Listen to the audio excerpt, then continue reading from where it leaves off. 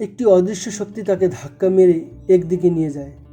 সেখান থেকে দেয়ালের মতো খাড়া একটি টিলা ক্রমে ভেতর দিকে চলে গিয়েছিল। সৌভাগ্যক্রমে স্থানটি ঘূর্ণিঝড়ের কবল থেকে মুক্ত ছিল। এখান থেকে 3-4 গজ দূর পর্যন্ত ইউহাওয়া স্পষ্ট দেখতে পাচ্ছিল, কিন্তু কোনো উট তার নজরে পড়ে না। দেয়ালের গা ঘেঁষে সে আরও ভিতরে চলে যায়। 2 কদম এগোতেই একটি গিরিমুখ দেখা গেল, কিন্তু গর্তের মধ্যে যেতে তার সাহস হয় না। সে ওখানেই দাঁড়িয়ে পড়ে। ভিতরে এসো, এক ব্যক্তির আহ্বান তার কর্ণকুহরে গিয়ে আঘাত হানে। বাইরে দাঁড়িয়ে, কেন ভাই, ভিতরে এসো। ইউহাওয়া নিজের অজান্তে সজোরে চেঁচিয়ে ওঠে এবং পিছনে ফিরে দৌড় দেয়, কিন্তু গিরি এলাকা থেকে বের হওয়া মাত্রই ঘূর্ণিবায়ু তার শরীর লক্ষ্য করে বেলচা দিয়ে বালু নিক্ষেপের মতো বালু ছুঁড়ে মারে। ইউহাওয়া ঘাবড়ে পিছনে সরে আসে। এরই মধ্যে গুহা থেকে তার সন্ধানে আগত এক ব্যক্তি ঠিক তার সম্মুখে এসে দাঁড়ায়। এ কি, তুমি মহিলা? লোকটি উদ্বিগ্ন হয়ে আরও জিজ্ঞেস করে, তুমি কি একা? একা তো হতে পারে না, আমার সাথে 4 জন পুরুষ আছে। ইউহাওয়া কাপড়ে মুখ ঢাকতে ঢাকতে বলে, তাদের সাথে ঘোড়া আছে, তাদের সকলের সাথে তলোয়ার ও বর্শা রয়েছে। তারা কোথায়? লোকটি জানতে চায়। তুমি তাদের থেকে আলাদা হয়ে এদিকে কেন এসেছো? তাদেরও এখানে নিয়ে এসো। গুহাটি বড়ই চমৎকার, সকলেই আরামে সেখানে বসতে পারবো। ইউহাওয়া জায়গা থেকে নড়ে না। লোকটি 3-3 বার তার সাথীদের এখানে আনতে বলে, কিন্তু ইউহাওয়ার মুখ বন্ধ হয়ে যায়। সে সাথীদের ডাকতে যায়ও না, আবার কথাও বলে না। এতে তার সন্দেহ বেড়ে যায়। লোকটি হঠাৎ ইউহাওয়ার ওড়না ধরে টান মেরে চেহারা বের করে ফেলে। তুমি অমুক ইহুদির মেয়ে নও? লোকটি ইউহাওয়ার বাবার নাম ধরে জানতে চায়। তুমি একা? হ্যাঁ, আমি একা। ইউহাওয়া কান্নাজড়িত কণ্ঠে বলে, আমাকে একটু দয়া করো।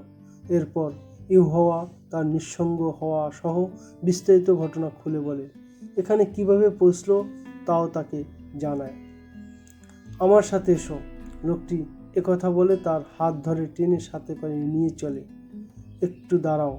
ইউহাওয়ার কণ্ঠে অনুরোধ, তোমার মোট কতজন? আমাকে তোমরা দয়া করবে তো? আমার ধারণা মতে তোমরা কুরাইশি। এখানে আমি একা। লোকটি বলে, ঠিকই বলেছ, আমি কুরাইশি, তোমার প্রতি দয়াই করেছি। কয়েকবার আমি তোমাকে মক্কায় দেখেছি। ইউহাওয়া কিছুটা সাহস সঞ্চার করে বলে, কিন্তু তোমার নাম আমি জানি না। আমার নাম জারিদ বিন মুসাইব। কথা বাড়িও না, আমার সাথে এসো। পরে তো তুমি আমাকে বাড়ি পর্যন্ত পৌঁছে দেবে। ইউহাওয়া ধরা গলায় জানতে চায়, আমি তোমাকে অসন্তুষ্ট করব না। ইউহাওয়ার ঘূর্ণিঝড়ের তাল হারিয়ে ফেললেও উটের আওয়াজ ঠিকই বুঝতে পেরেছিল। এই উটটি ছিল জারিদের। উট গুহার বাইরে বসিয়ে জারিদ অধিকতর নিরাপদ হিসেবে একটি গুহাকে বেছে নিয়ে সেখানে বসে ঝড় থামার অপেক্ষা করে। ইউহাওয়া বিপদে পড়ে ঘুরতে ঘুরতে এখানে এসে পৌঁছলে দুজনের এই আলাপচারিতা ও কথোপকথন হয়। জারিদ ইউহাওয়াকে গুহার ভিতর নিয়ে যায়। দীর্ঘ শরীর, হৃষ্টপুষ্ট এবং আকর্ষণীয় চেহারার এক টগবগে যুবক জারিদ। সে ইউহাওয়াকে গুহার ভিতরে নিয়ে পানি পান করায়। এরপর খেজুর ভর্তি একটি থলে তার সম্মুখে রেখে দেয়। জারিদ বলে, চুপ করে বসে থাকো, ঝড়ের বেগ কমছে, আমি তোমাকে অবশ্যই বাড়ি পৌঁছে দেব।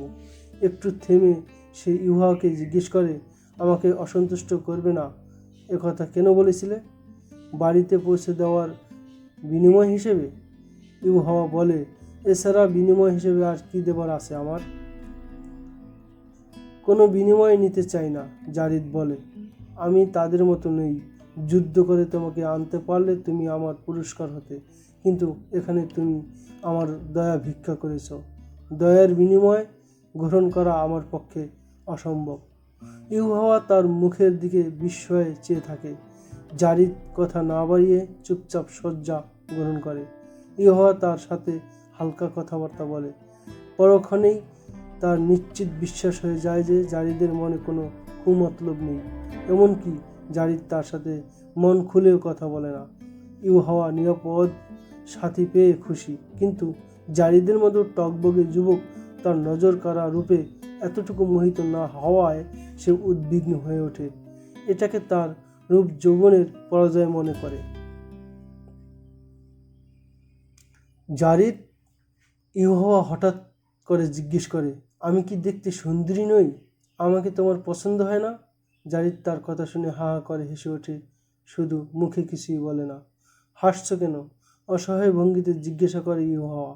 তোমার হাসি দেখে আমার পিলে চমকে গেছে। খোদার কসম, তুমি খুবই সুন্দরী। জারিদ এবার বলে, তুমি আমার পছন্দসই ঠিকই, কিন্তু যে বিপদ সংকুল অবস্থায় এবং যে মরুতে তোমার সাথে আমার সাক্ষাৎ, সেখানে অন্যায় কোনো কিছু করা আমি ভালো মনে করি না। আমার পৌরুষকে উত্তেজিত করে তুলনা। তোমার দেহ আমাকে আকর্ষণ করে ঠিকই, কিন্তু এই ভয়ে শুধু আমি আত্মসংযম করেছি যে আমার দেবতা এই অপরাধে আমাকে অভিসম্পাত করবে যে এই বিপদগ্রস্ত নারীকে আমি আশ্রয় দিয়েছি, অতঃপর তার দেহকে নিজে উপভোগ করেছি। জারিদ এরপর আর কোনো কথা বলে না। ইউহাওয়ার অন্তর থেকে ভীতি দূর হতে থাকে। জারিদকে তার খুবই ভালো লাগে।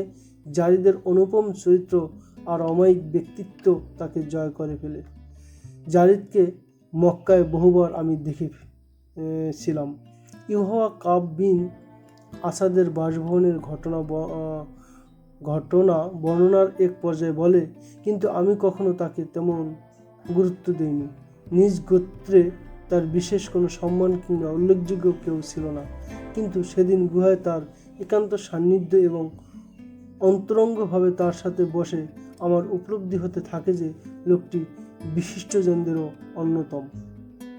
ঘূর্ণিঝড় যখন বন্ধ হয় তখন সূর্য পশ্চিম আকাশে অস্ত যাওয়ার উপক্রম। সে আমাকে চলে আসতে বললে আমি তার পিছু পিছু গুহা থেকে বেরিয়ে আসি। অনতি দূরেই তার উট টিলার সাথে লেগে বসা ছিল। সে উঠে চড়ে আমাকে তার পশ্চাতে বসায়। তার ইশারা পেয়ে উট উঠে দাঁড়ায় এবং চলতে শুরু করে। ততক্ষণ আকাশ পরিষ্কার হয়ে যায়। প্রাকৃতিক আলোয় স্থানটি দেখতে চেষ্টা করি। খুবই ভয়ঙ্কর। এই ভীতিকর স্থান সম্পর্কে এর আগে কত কথা শুনেছিলাম। ঘূর্ণিঝড় চলাকালে কিছুই বুঝতে পারিনি, কিন্তু ঘূর্ণিঝড় থেমে যাওয়ার পর চোখ ফিরালে সমস্ত শরীর শিউরে ওঠে। কোনো কোনো টিলা ছিল দেখতে অবিকল মানুষের মতো। টিলাগুলোর রঙও ছিল হৃদয় কাঁপানো। উচ্চারোহণে আমি খুবই পাকা ছিলাম। উট দৌড়ানোও আমার জন্য মামুলি ব্যাপার ছিল, কিন্তু সেদিনের পরন্ত বিকেলে জারিদের পিছে উটে সওয়ার থাকা সত্ত্বেও আমার কেবল পড়ে যাওয়ার ভয় করে। জারিদের কোমরে হাত দিয়ে তাকে শক্তভাবে আঁকড়ে ধরি। এক সময় আমার এই অনুভূতি জাগে ওঠে যে আমি এক দুর্বল নারী মাত্র, আর জারিদ আমার রক্ষক। ধর্মের স্বার্থে আমি কি করেছি তা অনেকেই জানে, কিন্তু এ তথ্য তো কেউ জানে না যে পিতাই আমাকে এ পথে নামিয়েছেন।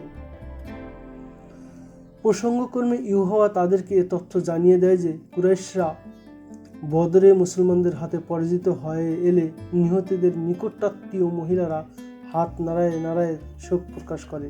ইউহাওয়ার পিতা ছিল একজন কঠোর ইহুদি।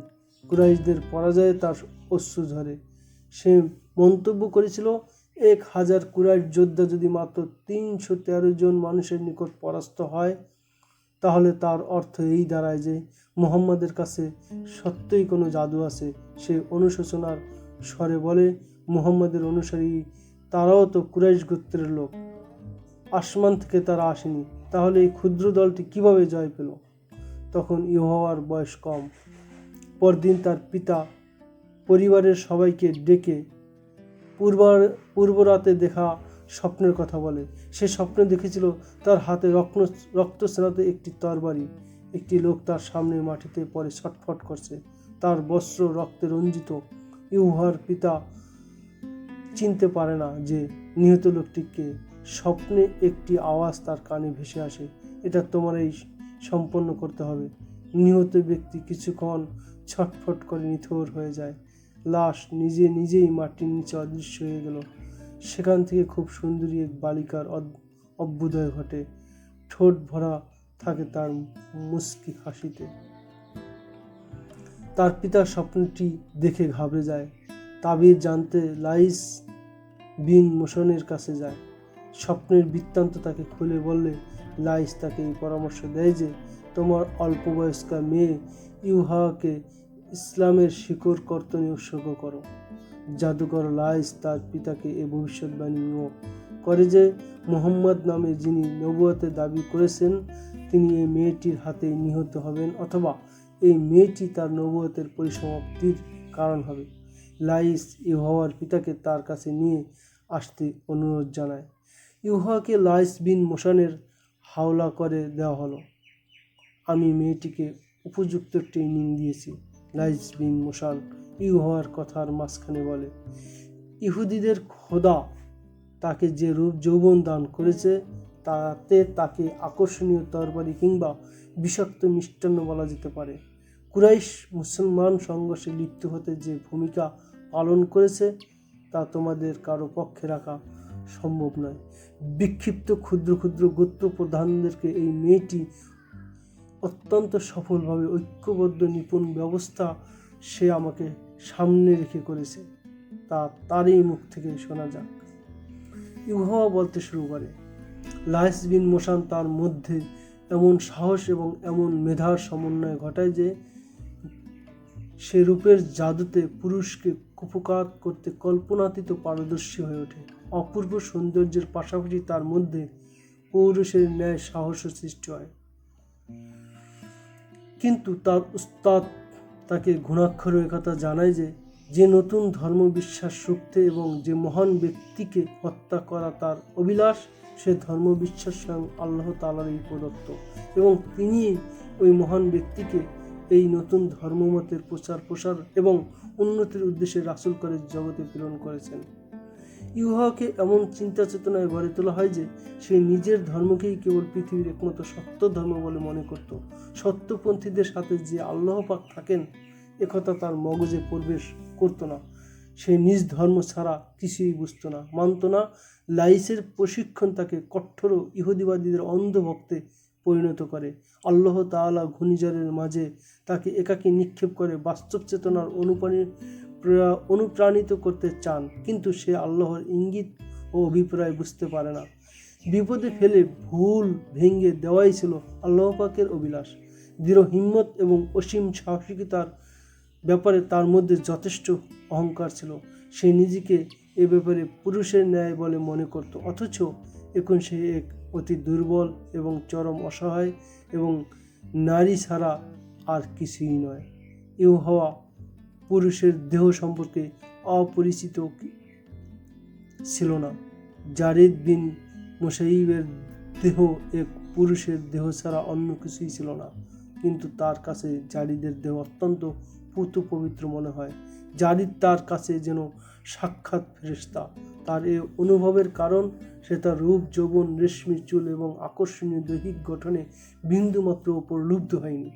জারিদের এই নির্মল চরিত্রের প্রভাব ইউহাওয়ার উপর এমন গভীর রেখাপাত করে যে সে তার দেহের প্রতি এক ধরনের টান ও আকর্ষণ অনুভব করে।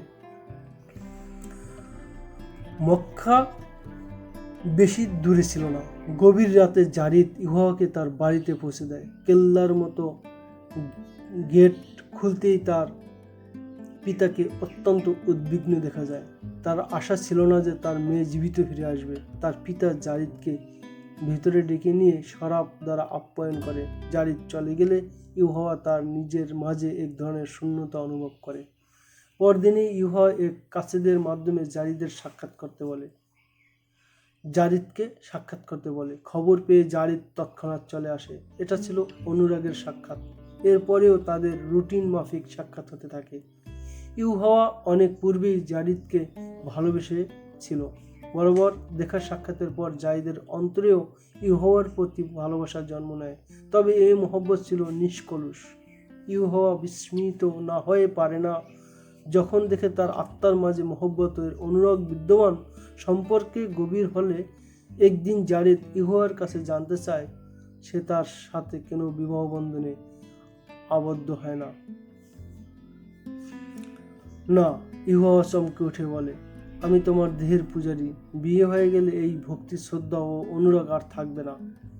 আমার অনেক মেয়ে ছেলে নেই একটিও। যারীদ উদাসভাবে তাকে জানায়, আমি দ্বিতীয় বিবাহ করতে ইচ্ছুক, আমি পুত্র চাই। ইউহাওয়া গভীর চিন্তায় ডুবে যায়। কি জবাব দিয়ে তাকে শান্ত করবে ভেবে পায় না। যারীদের ব্যথা তাকে ব্যথিত করে। যেভাবেই হোক যারীদের এই ইচ্ছা সে পূরণ করতে চায়। দীর্ঘ চিন্তার পর একটি উপায় তার মাথায় আসে। লাইস বিন মোশান নামে আমাদের এক শ্রদ্ধাভাজন লোক আছেন, ইউহাওয়া বলে।